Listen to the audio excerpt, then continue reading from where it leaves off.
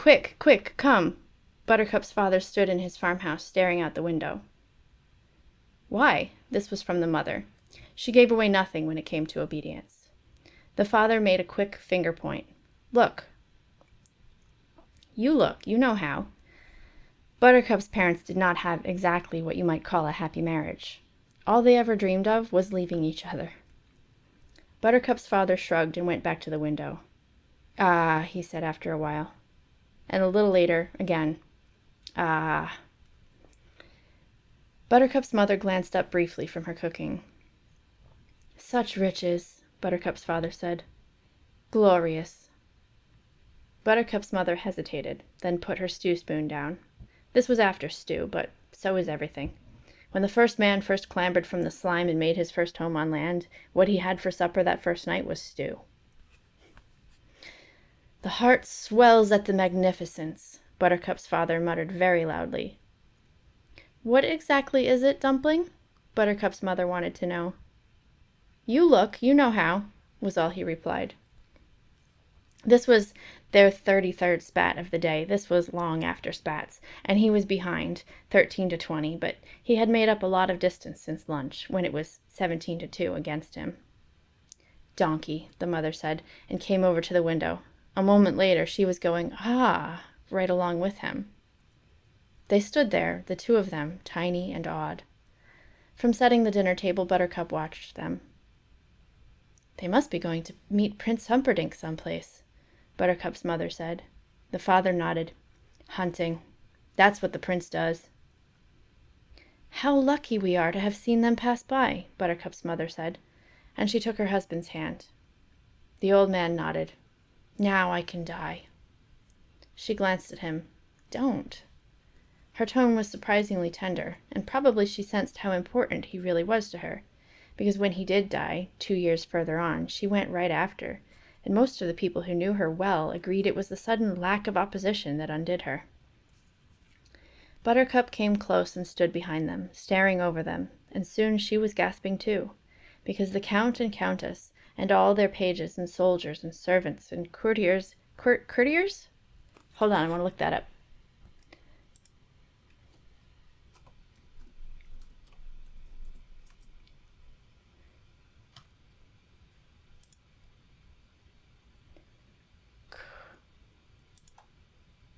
Courtiers. Courtiers. Okay, I did say it right. Now I have to go back to whatever page I was on. Hold on. Let me find everything.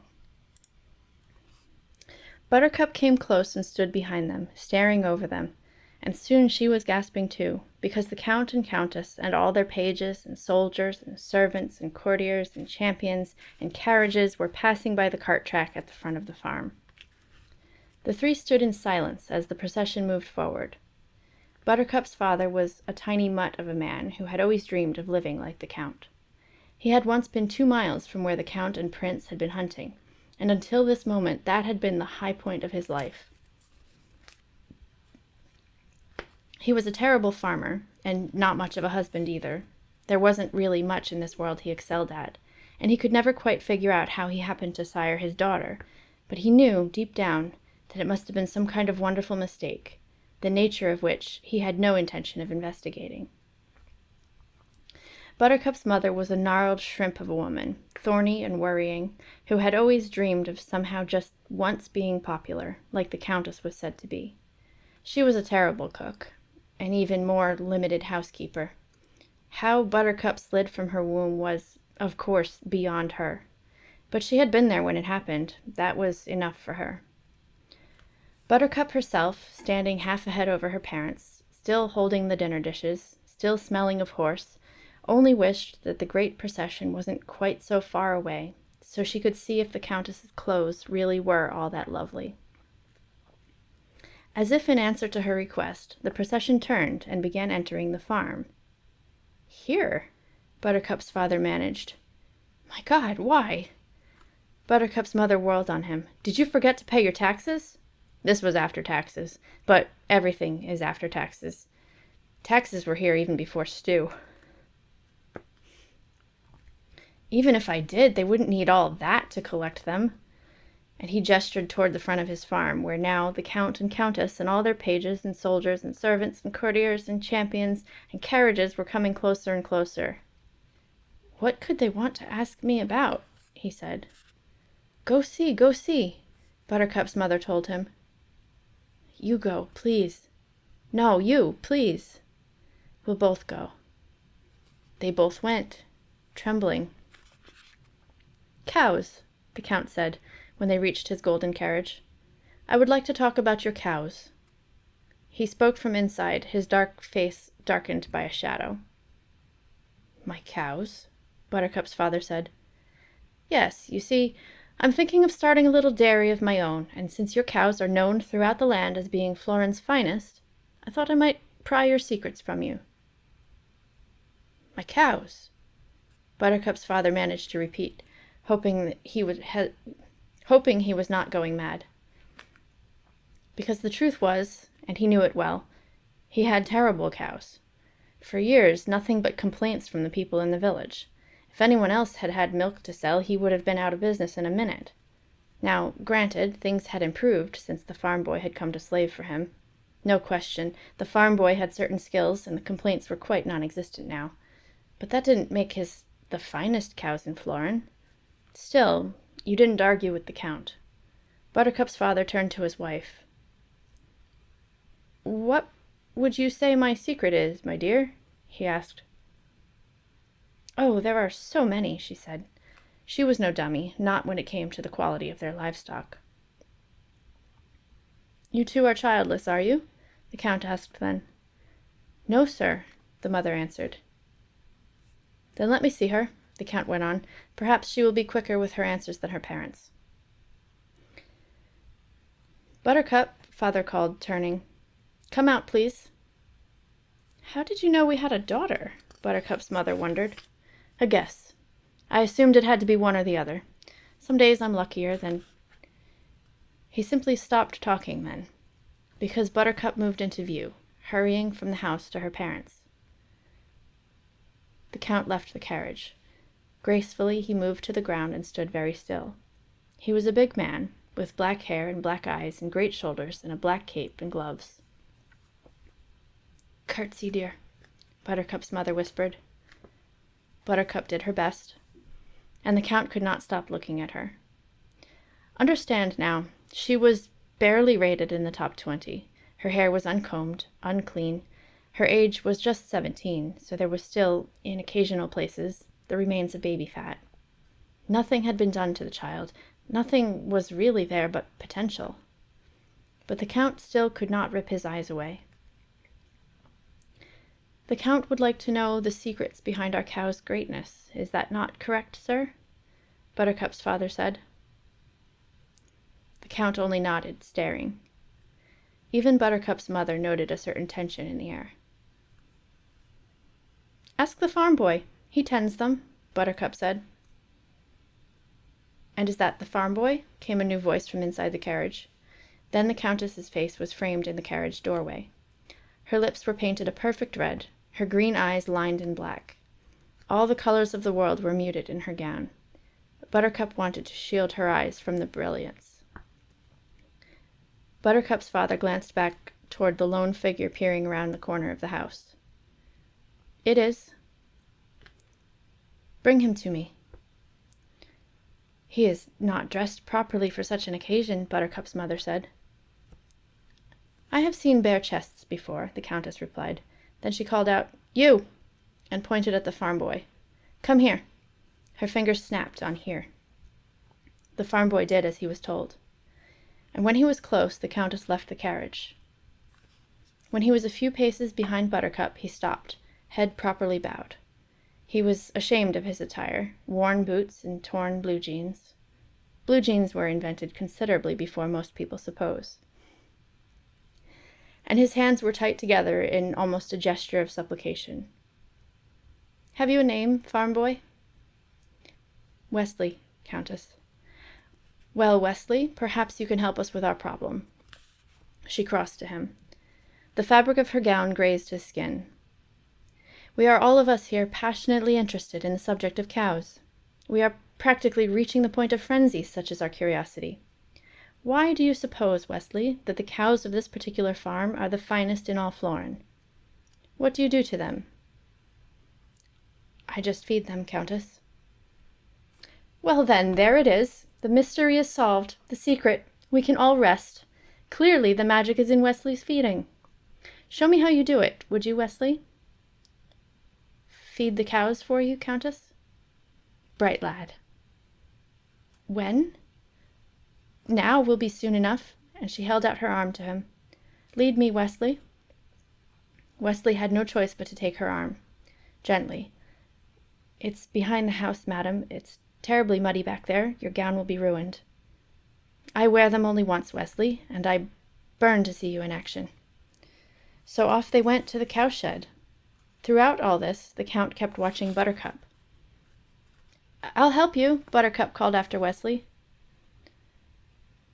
Perhaps I'd best see just how he does it," the Count decided. "Strange things are happening," Buttercup's parents said, and off they went too, bringing up the rear of the cow-feeding trip, watching the Count, who was watching their daughter, who was watching the Countess, who was watching Wesley. "I couldn't see what he did that was so special," Buttercup's father said. "He just fed them." This was after dinner now, and the family was alone again. "They must like him personally. I had a cat once that only bloomed when I fed him. Maybe it's the same kind of thing." Buttercup's mother scraped the stew leavings into a bowl. "Here," she said to her daughter. "Wesley's waiting by the back door. Take him his dinner."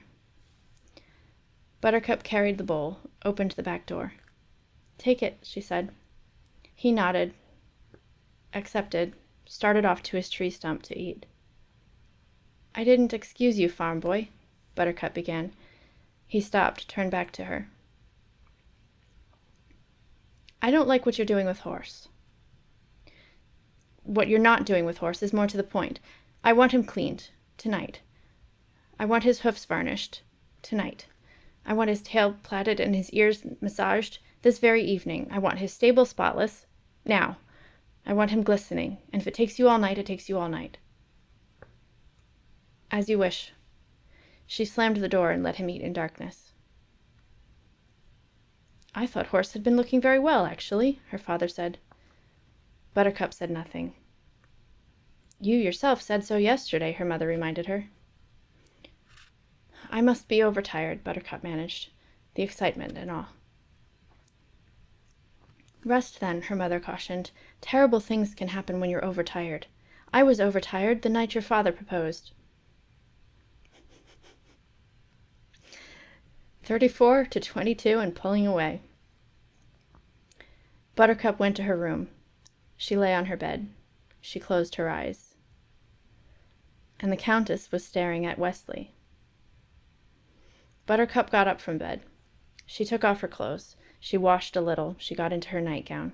She slipped between the sheets, snuggled down, closed her eyes. The Countess was still staring at Wesley. Buttercup threw back the sheets, opened her door. She went to the sink by the stove and poured herself a cup of water. She drank it down. She poured another cup and rolled its coolness across her forehead. The feverish feeling was still there. How feverish? She felt fine. She was 17 and not even a cavity. She dumped the water firmly into the sink. Turned, marched back to her room, shut the door tight. Went back to bed. She closed her eyes. The Countess would not stop staring at Wesley. Why? Why in the world would the woman in all the history of Florin, who was in all ways perfect, be interested in the farm boy? Buttercup rolled around in bed. And there simply was no other way of explaining that look. She was interested. Buttercup shut her eyes tight and studied the memory of the Countess. Clearly something about the farm boy interested her. Facts were facts. But what? The farm boy had eyes like the sea before a storm, but who cared about eyes? And he had pale blonde hair, if you liked that sort of thing. And he was broad enough in the shoulders, but not all that much broader than the Count. And certainly he was muscular, but Anybody would be muscular who slaved all day. And his skin was perfect and tan, but that came again from slaving in the sun all day. Who wouldn't be tan? And he wasn't that much taller than the Count either, although his stomach was flatter, but that was because the farm boy was younger. Buttercup sat up in bed. It must be his teeth. The farm boy did have good teeth. Give credit where credit was due. White and perfect, particularly set against the suntanned face. Could it have been anything else? Buttercup concentrated. The girls in the village followed the farm boy around a lot, whenever he was making deliveries, but they were idiots. They followed anything. And he always ignored them, because if he'd ever opened his mouth, they would have realized that was all he had, just good teeth. He was, after all, exceptionally stupid. We're flickering.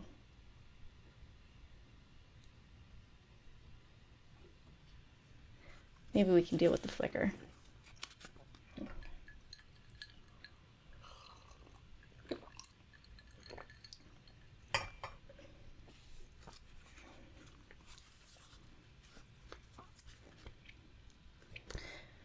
It was really very strange that a woman as beautiful and slender and willowy and graceful, a creature as perfectly packaged, as supremely dressed as the Countess should be, hung up on teeth that way. Buttercup shrugged. People were surprisingly complicated, but now she had it all diagnosed, deduced, clear. She closed her eyes and snuggled down and got all nice and comfortable. And people don't look at other people the way the Countess looked at the farm boy because of their teeth. Buttercup gasped. Oh dear. Now the farm boy was staring back at the Countess. He was feeding the cows, and his muscles were rippling the way they always did under his tanned skin, and Buttercup was standing there watching as the farm boy looked for the first time deep into the Countess's eyes. Buttercup jumped out of bed and began to pace her room. How could he? Oh, it was all right if he looked at her, but he wasn't looking at her. He was looking at her. There is a bookmark in this book, even though I have never read it. So I don't know what that's all about. She's so old, Buttercup muttered, starting to storm a bit now. The Countess would never see 30 again, and that was fact. And her dress looked ridiculous out in the cowshed, and that was fact too. Buttercup fell onto her bed and clutched her pillow across her breasts. The dress was ridiculous before it ever got to the cowshed. The Countess looked rotten the minute she left the carriage, with her too big painted mouth and her little piggy painted eyes and her powdered skin and flailing and thrashing. Buttercup wept and tossed and paced and wept some more, and there have been 3 great causes of jealousy since David of Galilee was first afflicted with the emotion when he could no longer stand the fact that his neighbor Saul's cactus outshone his own. Originally, jealousy pertained solely to plants, other people's cactus or ginkgos, or later when there was grass, which is why, even to this day, we say that someone is green with jealousy. Buttercup's case rated a close 4th on the all-time list. It was a very long and very green night.